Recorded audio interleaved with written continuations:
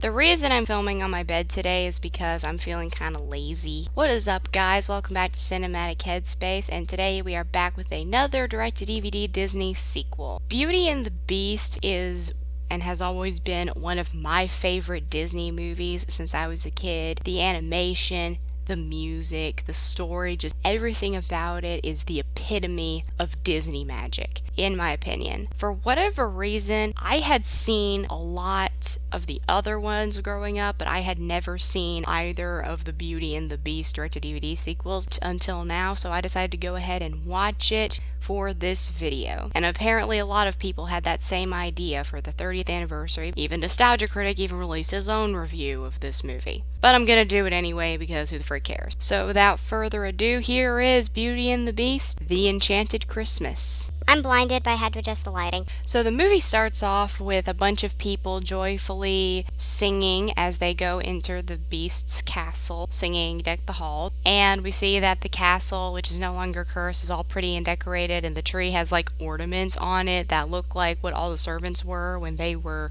household objects, which I wouldn't think is something they'd want to commemorate, but okay. So then, Lumiere, Mrs. Potts, and Cogsworth all debate on who saved last year's Christmas when they were all still cursed, and Mrs. Potts decides to tell the story as if they were all not there. The flashback starts off with Belle and the Beast ice skating after the servants try to put them together because, of course, they need more time to get together so they can break the curse. They're having a good time. They're being observed by the villain of this movie, Forte. Who probably is the best thing in this movie? Forte is the only person in the castle who does not want Belle and the Beast to break the curse, because before the curse, the Beast did not like his music because it's very sad and gloomy, and now the Beast listens to it all the time because now he's very sad and gloomy and it feeds his tormented soul. Problem is, Forte cannot sabotage Belle and the Beast's little date himself because he's bolted to the wall because he's a big giant CGI piano. Not insulting the CGI though, it looked good. So he needs his little sidekick Fife to go do it for him. Fife is a little piccolo who's honestly kind of annoying. Fife sabotages the date and makes the Beast throw a hissy fit over his snow angel not looking very angelic. And Belle comes back into the castle and starts talking to Chip about Christmas, and Chip is like, "What's Christmas?" Honestly, that begs so many questions about how long Chip has been a cup, or if he's been raised as oh my gosh, it's so weird. So Belle, of course, explains it's about family and presents and all that stuff, and then we see the big glaring issue with Belle in this movie, which is that they turned Belle into what they call manic pixie dream girl. For those of you who are not familiar what that is essentially this trope that is in movies and shows and books, etc., of a young, innocent, quirky girl who makes it her mission to brighten up and enlighten the lives of the people, specifically the man of her choosing, around her and within her life. Really not a good trope. Reason why it's not a good trope is because for these characters, being quirky or perky is their whole personality. It's not a personality though, is the problem in reality, and it promotes this idea that you can fix people or that you can change them or brighten up their lives even if they do not want you to do so. It's not the best to promote, if that makes even a lick of sense. The thing is, Belle is not like that. I think musical HE double hockey stick yeah, making my job hard, honey, with your name, put it best. But basically what separates Beauty and the Beast from being the Stockholm Syndrome story that a lot of people say it is that Belle does not try to change the Beast makes that decision for himself. So the idea of Belle being this manic pixie dream girl feels kind of like a massive to the character. She even sings this entire song that may as well be named the Manic Pixie Dream Girl song. I'll go ahead and read to you the lyrics because if I play it for you, Disney is going to this channel. When I get to know him, we'll find more things to say. Everyone needs someone, he must need someone too. When I get to know him better, here's what I will do. I will read him stories from picture books, all filled with wonder, magic worlds where the impossible becomes the everyday. We'll find a mountaintop and some moonbeams to sit under. We will slay the dragons that still follow him around, and he'll smile, yes, he'll smile as his dreams leave the ground. Stories and stories about mermaids, kings, and sunken treasure. I know a tiny place, just a dot, too small to measure. I'll take him there, I know the way. Stories about heroes who overcome their deep sorrows. They'll put hope into his heart again. He'll cherish every day. He'll find a better world and the strength to face tomorrow. I'm sure that when he knows the way, he'll want to stay. Like, come on, that is basically the Pixie Dream Girl theme song right there. So, Belle decides to have Christmas, and after really convincing Cogsworth, everyone decides to have Christmas, whether the Beast wants to or not. Because, of course, the Beast has forbidden Christmas. By the way, this has all started on Christmas Eve. The entire movie takes place on one day. So yeah, I just throw that in there. They decided to start preparing for Christmas on Christmas Eve.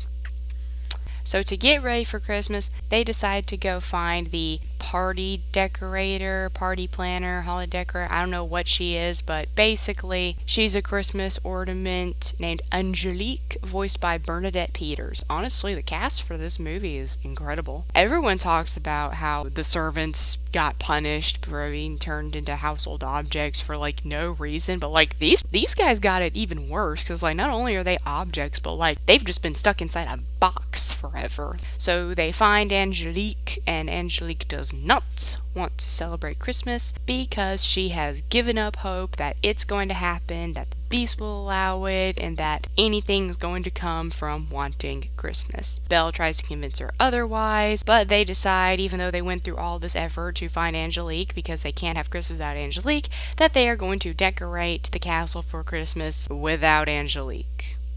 Meanwhile, the Beast is brooding with Forte because Belle wants to have Christmas and he doesn't want to. Honestly, it gave me a bunch of Revenge of the Sith flashbacks. And then we find out the real reason as to why Beast hates Christmas. Guess what it is? The reason that the Beast hates Christmas is because he was cursed on Christmas. Yeah, that's a thing that may as well happen. By the way, Forte looks like a vampire bit of snake. I will just go ahead and point out that when Beast is acting the way he does, all broody and angry and stuff like that, at least that's something because it's intimidating, but when old 15-year-old Prince Adam, or however old he is, does that, it just kind of looks like a big baby. It's kind of funny. A storybook? You call this a present? So then Forte tells the Beast that Belle's in the boiler room because Belle's getting a Yule log, and of course the Beast knows about Christmas, so they have a whole argument about celebrating Christmas, and Belle and the Beast go back and forth. The Beast is like, "Oh, I'm glad you don't want Christmas because I lost everything and wishes don't come true." And Belle is like, Christmas is more than that, and I'll keep wishing and having hope, and we're gonna have Christmas whether you like it or not. But then like the very next day, Belle is all sad and mopey because the Beast doesn't want to have Christmas. But then after a little encouragement from Chip, she decides that she is going to celebrate Christmas anyway. So then Belle decides to go get a tree because that is the only thing they're missing. Apparently last night when everyone was making plans and getting out decorations, they forgot the thing that requires the most decorating. We're having problems with the lighting today. Belle and Chip go out to find a tree, but they can't find a tree they like. But then they hear music drifting in through the window, and of course it leads them right to Forte, who, lures them into a false sense of security, and then tells them to go into the dark, dangerous woods if they want to find a nice tree. Belle asks him if it's safe, and he's just like, "Oh, mademoiselle, I assure you, you're in more danger in this very room." Tim Curry's so cool. So Belle and Chip go into the dark, dangerous woods to get a tree. Everyone at the castle freaks out because, again, Belle's going to the dark, dangerous woods to get a freaking tree. By the way, this takes place after the scene in Beauty and the Beast in which Beast saves Belle from getting attacked by those wolves. So already Belle has gotten in serious danger in the woods, and she's about to get in more danger. The Beast catches wind of all this happening, and Forte tells the Beast that Belle is trying to abandon him because Belle, of course, is promised to be his prisoner. Forte basically sings a love stinks song to the Beast to dissuade him from falling for Belle or from looking for Belle. Apparently, when the Enchantress cursed everybody, she also gave Forte the power of magical music notes or something, because ink just appears on paper when he's composing music, and he has like these magic green like musical notes flying around. So while Belle and Chip are out getting a tree, they finally get one, but Fife has to go sabotage something, and everything he does or tries doesn't work. He scares Philippe the horse, which causes the lake that they're standing on to just break open. It was covered in ice, and basically he nearly drowns Belle, and the Beast has to come save her. The Beast, of course, saves her, risking his own life once again, and then locks Belle in the dungeon for leaving the castle. So while Belle is in the dungeon, all of the friends go to visit her, including Angelique. And Angelique basically goes down there to berate Belle for believing Christmas, but then reveals that now she does believe in Christmas. See, apparently somehow everything ending in complete disaster, Belle almost dying, and the Beast like smashing all the decorations on his way to go, save Belle's life, just, real quick before he can save Belle, somehow changed her mind, and Bernadette Peters sings a little song about like, oh, there's always Christmas. Meanwhile, Forte is tempting the Beast to smash the rose, the magic rose, and end the curse right then and there. Gee, I wonder if the Beast is going to do it. And he's just about to do it until he sees Belle's Christmas present, which is a storybook, and his heart is touched and all that. Goes to let Belle out of the dungeon. So Forte, not exactly thrilled that his plan has been royally foiled, decides to use his magic piano composer powers to destroy the castle in hopes of killing Belle and the Beast and enclosing everyone in the curse, which makes no sense because his whole motivation is to make sure that Belle and the Beast don't fall in love so that the Beast continues to enjoy his sad, gloomy emo music. So like if the Beast is dead, then he has no audience. So like what's his end game here? So then Fife decides to try to make Forte stop, destroying the castle. And then Fife finds out that, what a shock, he never had a solo because Forte promised him a solo in his music, and now he finds out that that was all a lie the whole time. Oh no. So then, Beast, to stop Forte from continuing to destroy the castle, basically straight up kills Forte. Like, he just rips him right out of the wall. I don't know how that played out when the curse was lifted, because, I don't know if it was just still piano shell just laying there, or if, the piano remains got turned into a corpse. Again, by the way, even though somehow another day passed, this all took place on Christmas Eve. So then after all that, everyone has their perfect Christmas, and we cut back to modern day. In case you forgot, this was a flashback, and Mrs. Potts has officially declared that if anybody saved Christmas, it was Belle. Kind of forget after an intense scene like that of the Beast straight up murdering somebody that this was all about saving Christmas, but whatever. So the Prince and Belle wish everyone a Merry Christmas. The Prince